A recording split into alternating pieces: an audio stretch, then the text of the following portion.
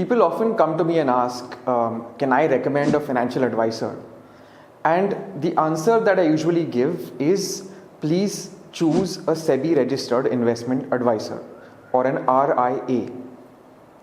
However, there is a confusing alphabet soup of people out there under different regulations who are called different things, and therefore you might not always find it easy to access an RIA.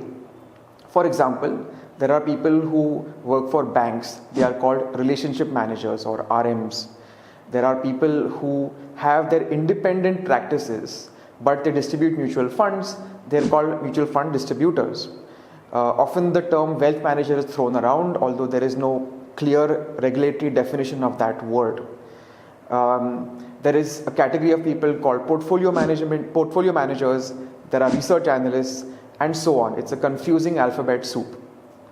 Now, it is not 100% so that all RIAs only are good and everybody else you should ignore. There are good people working in different regulatory regimes also, different licenses also. So how do you decide if the person standing in front of you is suitable or not? I would say ask them a couple of questions. First of all, what are their qualifications? What have they studied, and how long have they practiced in this profession? Then ask them about their investment approach. How do they select assets? How do they select stocks if they are recommending stocks? What is their process? Ask about their team. What resources do they have in the office?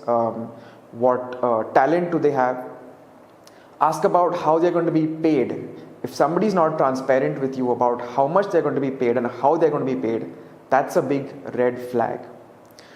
Finally, ask about if things don't work out, can you exit easily? Will your investments be trapped with them? How does it work in case you have to move on? That's the best way to select a good investment manager or wealth manager.